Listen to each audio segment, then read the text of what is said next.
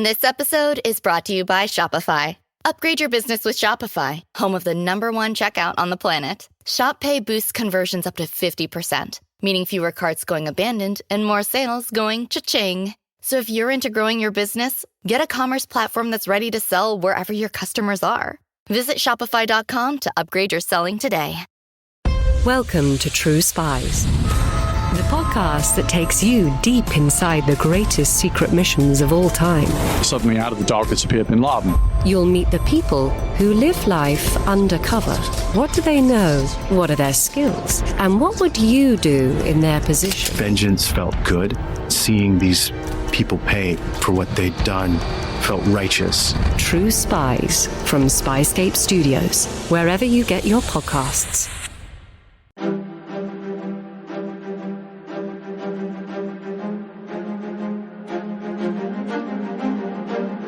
Hello, and thank you for listening to The History of World War II podcast, episode 508, The Fall of Kerch. Last time, though 11th Army Commander Manstein and 54th Army Corps General Hansen had strove mightily, the defenses of Sevastopol remained standing. The intensifying winter did the rest. Manstein would have to wait before trying again. Not that he did not have his hands full with the Soviet reinforcements at Kerch and Feodosia. The Axis might have wanted to shut down for the winter, but not the Stavka, as this would be Soviet Russia's first amphibious landing ever. That, along with the rough seas and the Germans' response, saw lost men, equipment, and ships. Nevertheless, numerous landings were made. The day after Christmas, 1941, the Soviet 224th Rifle Division landed in 4 places on the northeastern shore above Kerch. That same day, December 26th, 2 other landings took place on the eastern shore, below Kerch, though one of these would be completely destroyed in a matter of days. But as the Axis needed all of these landings destroyed or pushed back into the sea, General Hans Graf von Sponeck, commander of 42nd Army Corps, ordered a part of IR-97 to move against the westernmost of the 4 northern landings at Cape Zayuk, while the rest of IR-97 with the remaining 8th Cavalry Brigade went to Kerch proper on the east coast to deal with that situation. 2 days later, on December 28th, the Cape Zayuk landing was destroyed, and the easternmost of the 4 northern landings was dispersed, the next best thing to its destruction. And with the Axis so focused on the northern and easternmost part of the eastern peninsula, a day later, on December 29th, the Soviets surprised the enemy with another landing, this one at Feodosia, dozens of miles away along the southern coast. The city of Feodosia fell to the Soviet 44th Army, which then sent troops due north to take the rail junction at Vladislavovka. If that could be captured, then entering or exiting the eastern peninsula would be under Soviet control. Seeing this, the German 46th Infantry Division pulled back to the Parpich Narrows, which connects the Kerch Peninsula to the rest of Crimea, coincidentally where Vladislavovka is located. Thus, the city of Kerch was safe, for now, as there was a larger threat to the Axis. As the 46th was now moving west, this is when Manstein shut down the attack on Sevastopol, one crisis at a time. But this retreat of the 46th Infantry was no straightforward affair. Sponeck had asked Manstein for permission to have that division pull back, to which the 11th Army commander said no. Now known as the Sponeck Affair, suddenly, somehow, communications between Manstein and Sponeck went down, and in that silence, the 46th was pulled back. By the time Manstein learned what happened, but not knowing any of the details, it was too late to do anything about it. Yet Manstein was still in the middle of a crisis, so on December 30th, one day before he called off the attack against Sevastopol, he had 2 Romanian brigades attack Feodosia from the west, for if they could take it, then the Soviet position on the eastern half of Crimea may begin to come unraveled. But it was not to be, because, firstly, the Romanians had initially been told to march away from the target city, only to then be told to turn around and go back which means they were tired when they attacked, and 2, they were given no air or artillery support when approaching Feodosia. Thus, the Soviets easily pushed them away. As the German 46th Infantry Division was retreating, let's call it what it was, through snow to leave the eastern peninsula, the idea had been to reach the rail station at Władysławka, due north of Feodosia, rest for a day, and then continue west to help form a new defensive line that would, in time, be turned into an offensive line. They would move back east, herding all enemy troops before them. Problem was, as the 46th neared Władysławka, they found the Soviet 63rd Mountain Rifle Division already there and already ensconced. The German 46th was trapped. Nothing for it, they came at the Soviet 63rd and the town, yet they failed to break through. With the idea of being cut off, as it were, being the only Axis troops on the eastern end of the peninsula, its leader, Lieutenant General Kurt Himmer, used the 6-mile gap above the city and before the north coast to get around the city and the enemy. Himmer would lose much of his equipment and many of his vehicles due to a lack of fuel, but he retained the majority of his men, now around 4,300. On New Year's Day, Sponek's forces established a new defensive line 12 miles west from Feodosia along the length of the peninsula. Even better, Manstein was sending reinforcements, now that the attack on Sevastopol had been brought to a close.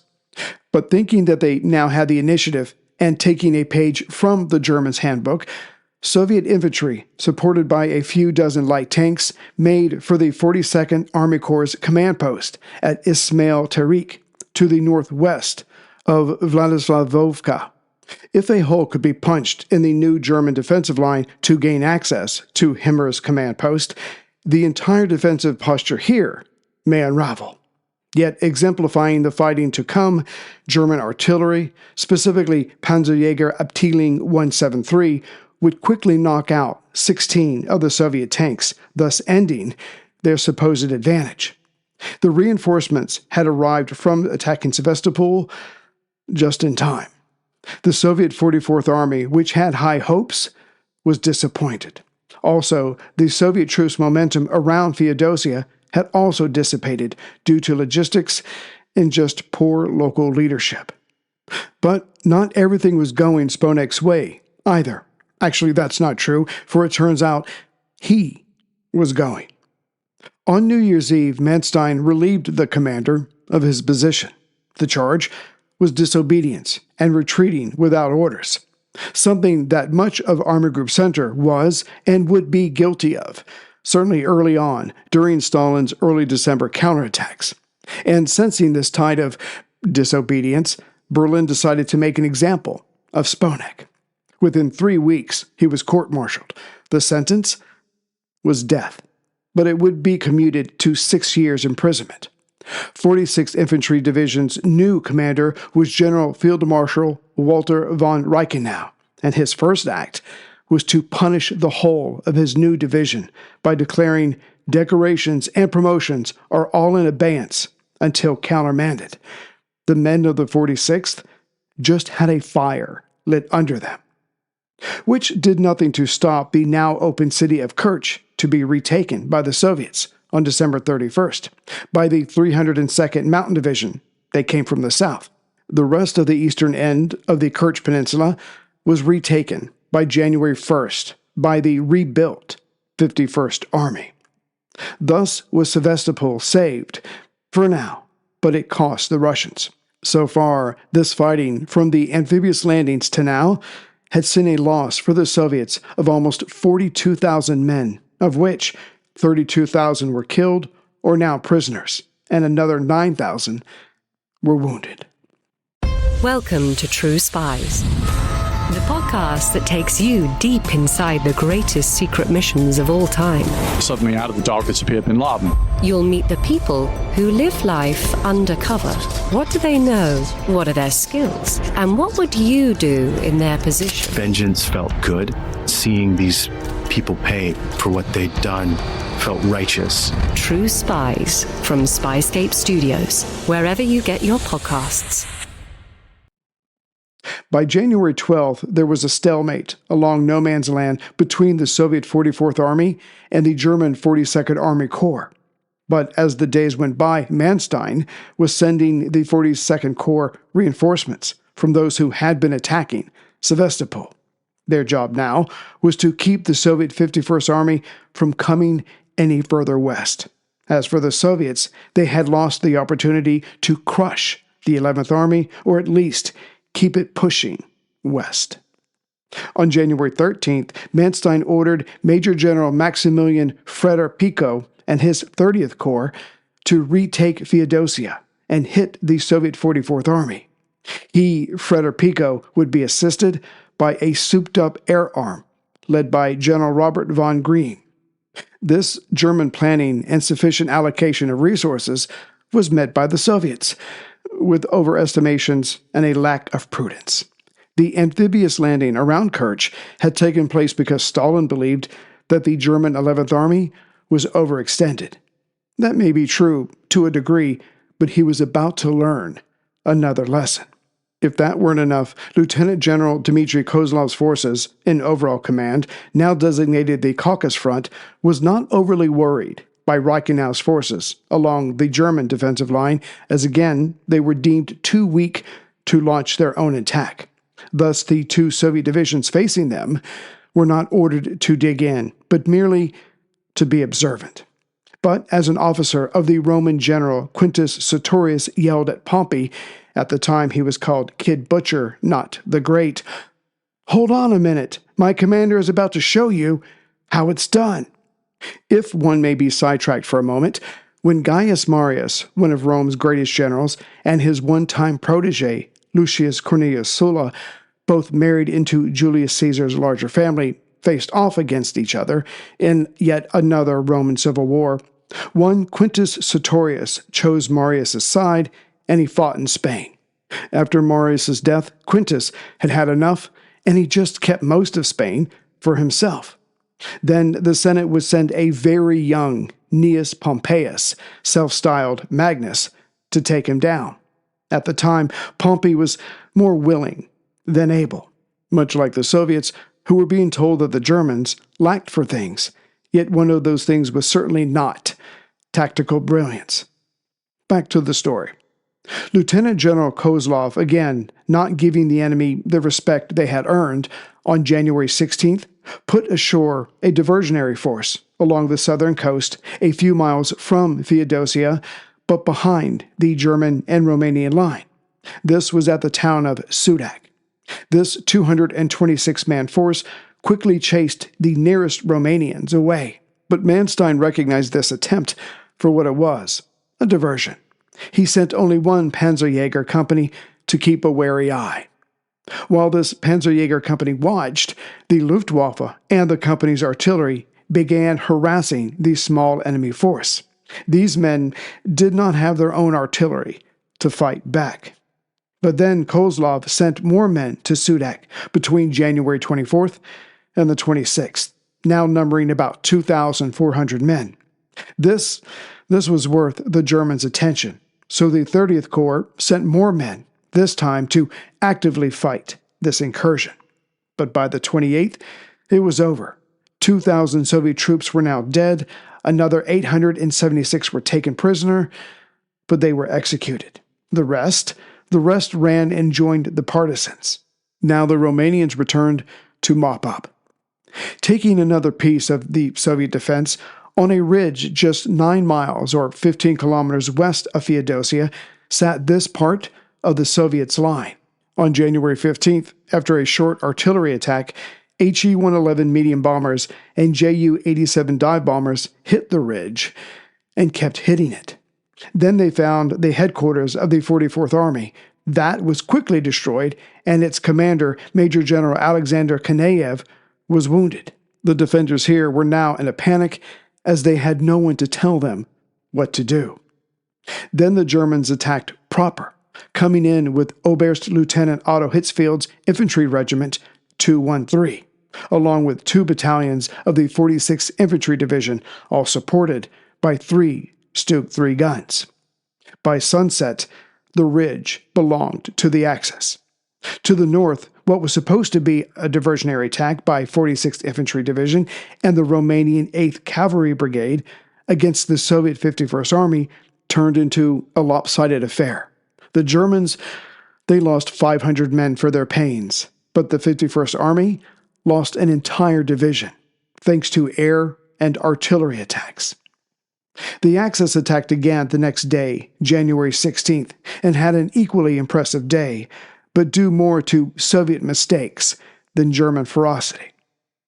For whatever reason, the Soviets believed that the main attack would come at Vladislavka, north of Feodosia, so the Soviets countered by launching their own armored attack. But the Stug 3s quickly took out 16 T-26 light tanks.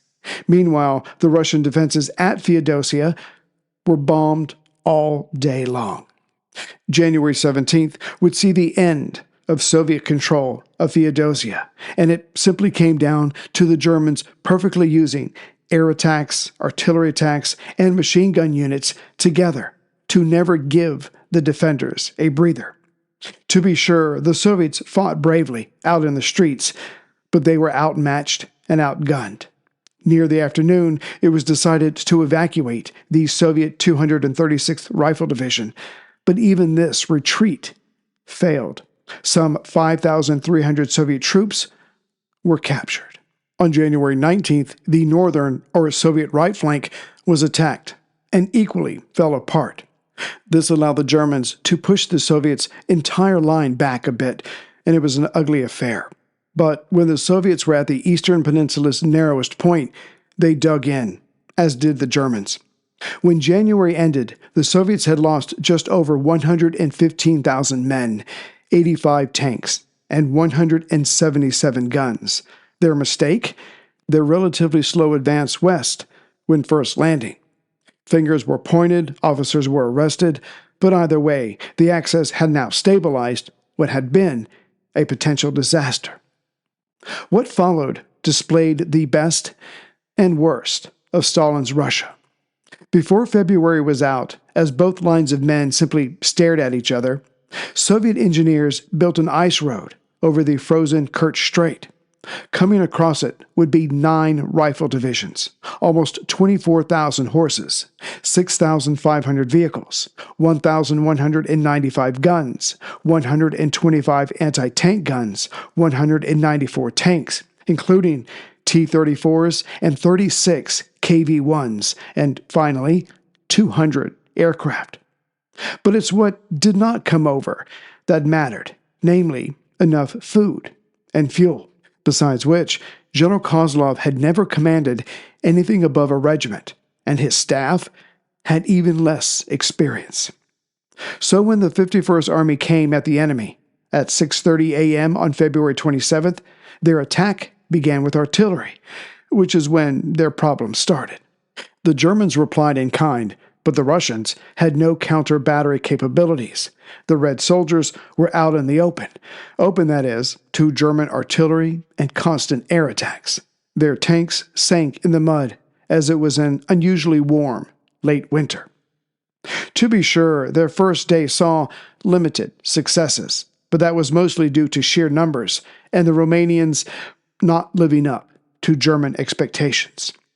What saved the Germans from losing more territory was that, during February, they had built up strong points, not just bunkers, but forts that could fire from all sides and take an incredible amount of damage. To wit, the Soviets would close in, only to die. The Russians took a position, but would lose it the next day, all the while losing more men than did the Axis. This went on until March 3rd, when Kozlov called off his attack.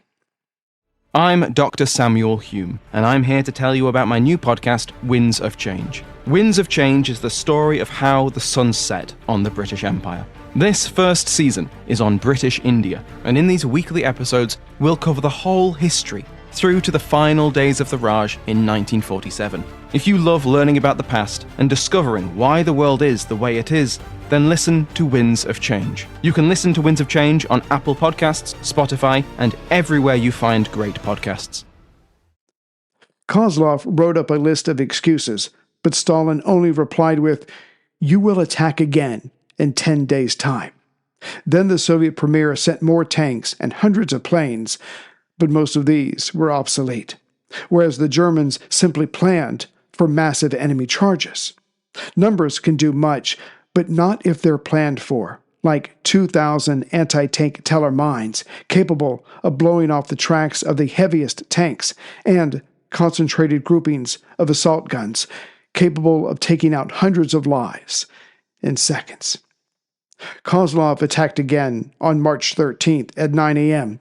with his 224 tanks and 581 planes, but right away German tactics started reducing these numbers. It didn't help that Kozlov was making the main attack on his right flank at Khoy-Asan. In fact, for this offensive, the Soviets would come at Khoy-Asan 10 times, yet each time they only had piles of dead to show for it. The only good news was that one strong point, Kerch, was taken, and a German ammunition dump was bombed. But now it was Manstein's turn to make a mistake. He would send the fresh 22nd Panzer Division in to retake his lost strongpoint, but the 22nd Panzer was lacking support elements, and most of the tanks were obsolete. Czech-built Panzer 38Ts, a light tank. Protecting the newly acquired Kerch strongpoint was a battalion of T-26 light tanks, 4 KV-1s, and amassed 45mm anti-tank guns. By the time this armored attack was called off, the 22nd Panzer had lost 32 of its 142 tanks. But in defending Kerch, the Soviets had to stop their preparations for their next attack. Taking another week to build up his forces even more, Kozlov came again on March 26th. But completely shunning the definition of insanity, he again focused on Khoy-Asan on his right flank. As this was predictable enough, the Germans were more than prepared, and the fighting here lasted not even 1 day, with heavy losses for the Soviets. When the Soviets attacked again for the 4th time, 1. Their ability to get armor and guns into jumping-off points was hampered by Luftwaffe attacks, and 2. The political commissar and Stavka representative, Lev Meklis, demanded that their tanks be massed this time, which was a good idea, and go right at the German line, a line not broken or stressed. Not a good idea. And waiting for this armored attack was the newly arrived 28 Light Infantry Division, which had a new toy, the 2.8cm SPZB 41 light anti-tank gun. This surprisingly small gun was only 505 pounds and just over 8 feet long. Its effective firing range was only 547 yards or 500 meters, and its barrel had to be changed after 1,000 shots. But if it hit its target, that was usually it for the tank. The fighting here, or more accurately, the turkey shoot here, lasted for 3 days, ending on April 11th. Then Kozlov called off this attack and pulled back. Due to his losses of men, tanks, and guns, his right flank was heavy, his left flank was weak, and his reserve more an idea than a presence. The ground started to thaw in early May. Both sides prepared to end this. During these 4 Soviet offensives that ended badly, General Oberst Alexander Lohr's Luftwaffe 4 had been sent in to stop or reduce Soviet reinforcements coming by ship. But during January and most of February, this wasn't happening. More Russian men and equipment made the journey. But that changed on February 20th. Bringing in Kampfgeschwader 27, the ports of the Caucasus were bombed regularly, which saw the loss of the transport ship Communist. Then Kampfgeschwader 26 was added, but being a specialist torpedo bomber unit, the number of Soviet ships reading Kerch was even more reduced.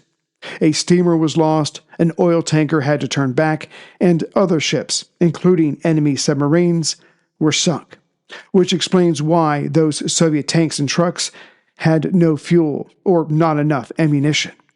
By the end of April, getting back to the ground fighting, supplies to Kozlov had been impressively reduced. As everything that Kozlov needed was coming by ship, and now he received nothing near the amounts that he needed, a request was put in to evacuate Kerch. Stalin said no on April 21st, but instead to prepare for another attack. Then he, Stalin himself, called that off on May 6th, but to go over to the defensive. And yet, he wanted just one more small push to improve his men's tactical position, which means the Caucasus Front was preparing to attack versus being set up to receive a blow, a very different thing. And that's when the Germans came. Kozlov could be almost excused for not expecting an attack. After all, he had a 2-to-1 advantage in men, with 8 infantry divisions on his right flank with 2 tank brigades, the 44th Army on his left flank with 2 tank brigades, and another army, the 47th, composed of 4 infantry and 1 cavalry divisions in reserve. Further, his left flank was on swampy terrain. And over all this were 404 aircraft, all kinds. Then there's what he didn't have. 3 front-long anti-tank ditches had been dug, but Kozlov only put men in the foremost line. On the other side, as Manstein looked at his maps and coupled them with air reconnaissance reports, he decided to hit the Soviets on their left flank. Yes, his men and machines would have to deal with the marshy ground, but that was easier than dealing with 8 infantry divisions. Thus, the plan was to hit the Soviets on their left and then turn north to entrap the right flank. And it did not hurt that the attack would be supported by 800 aircraft. On May 8th, Operation Trappenjagd was launched. Leaving only 1 German infantry and the Romanians on their own left flank, everything else Manstein had would smash the Soviet left. Or rather, smash is too crude a word. The German advance was thoroughly thought through. Fredor-Pinko's 30th Corps would hit the enemy line, and then the 22nd Panzer Division would race through any holes. Their job then was to cause chaos and confusion. But even this was highly organized. Working together, taking on the enemy, or taking any advantage, different parts of the attacking force would come to the fore, depending on the threat. Thus, the assault groups, assault guns, combat engineers, Panzerjäger, and flak units would assist each other in keeping the enemy moving in the desired direction. The attack commenced at 4:15 a.m., again, May 8th. First, Flieger Corps 8 hit the enemy's lines of communication and bombed their nearest airfields. So early on, not only was the Soviet left hand unable to talk to the right, the 51st Army's commander was wounded, now unable to give orders. In such a structure as Stalin's, command and control quickly broke down. As stated, the Soviet airfields were made unusable, and 1/8 of the Russian planes were shot down that first day. With their weakened air arm and no one organizing resistance on the Soviet side, they started retreating when the Axis ground troops moved in. To help speed up and ensure the successful flanking of the Soviet left, a reinforced infantry regiment was landed behind the Soviet line, the single Soviet line at the foremost ditch. As the Stuka dive bombers hit enemy infantry units and their artillery, German tanks and other guns hit those that were firing skyward. Quickly, Soviet units were decimated. Fortunately, someone on the Soviet side had the wherewithal to launch an armored counterattack, including 7 KV-1 heavy tanks. But before they could do much damage, German aircraft bombed them from above. All 7 KV-1s were destroyed. On that first day, the attackers lost 104 men. The Soviets, 4,514. and German engineers had built a bridge over the anti-tank ditches. Kozlov, for whatever reason, didn't or couldn't send the message to release his reserves for a counterattack. The next day, May 9th, the 22nd Panzer Division crossed over this newly built bridge and pushed the enemy to the north. The 51st Army was trapped by noon of the next day, May 10th. Their back was to the Sea of Azov. The Germans kept up their air attacks, destroying tanks, killing men, and wrecking vehicles. Soviet morale plummeted. As the Germans were to the west and south of these Russians, this only left the east open to them. The shattered Soviet soldiers started running pell-mell for the eastern coast. Yet they did not get far. Trying to save themselves, the 8 divisions of the 51st Army surrendered on May 11th. Now those Soviet units on the eastern edge of the peninsula would be attacked. By May 12th, there was no Soviet Air Force to speak of. So on that day, Kerch itself was set ablaze by 1,780 bombs dropped. By now, the German panzers were moving fast, overrunning still existing Soviet airfields, capturing fighters and bombers while they were still on the ground. As it was all over but the crying, Soviet transports came in to evacuate those lucky enough to reach the coast. This allowed Manstein to release some of his Geschwaden or air units to help the 6th Army that was fighting at Kharkov, about 300 miles or 482 kilometers to the north. Meanwhile, the remaining German aircraft sank transport after transport. There was very little to stop them. As for Kerch itself, that was retaken on May 15th. And on May 20th, all the fighting came to a halt. The Germans had lost 37 aircraft, whereas the Soviets had lost 417. Also, as the Axis lost 7,588 men in this fighting, some 150,000 Soviet citizens, the vast majority of them being military, were captured, with another 28,000 now dead. With this done, Manstein once again pulled out his maps of Sevastopol. Greetings from Central Virginia. I just want to say hello and welcome aboard to Daniel Asdolf, my latest member. Thank you very much, Daniel. I don't have any donations this time, so we'll do one more episode showing the loss of Sevastopol, and then that will be it for the Crimea. We'll move on. And again, we got some Leningrad stuff going on and might have a book interview coming up in a couple of weeks, and another standalone episode. I enjoyed doing the Lord Haha, and I found another a thing that I want to cover, but it can be done in one episode. But we'll keep the narrative going of the Eastern Front, sprinkled in with standalone episodes, just to, variety is the spice of life, right? Take care, everyone. Welcome to True Spies, the podcast that takes you deep inside the greatest secret missions of all time. Suddenly, out of the darkness appeared Bin Laden. You'll meet the people who live life undercover. What do they know? What are their skills? And what would you do in their position? Vengeance felt good. Seeing these people pay for what they'd done felt righteous. True Spies from Spyscape Studios, wherever you get your podcasts. Hello, everyone. My name is Wesley Livesey from the History of the Second World War podcast. Join me on a journey through the most destructive conflict in human history, a journey that will take us not just through the famous campaigns and cataclysmic battles, but also to the lesser well-known corners of the war that touched millions all over the world, as we try and answer not just the questions of what and where, but how and why. You can find History of the Second World War on all major podcast platforms or at historyofthesecondworldwar.com.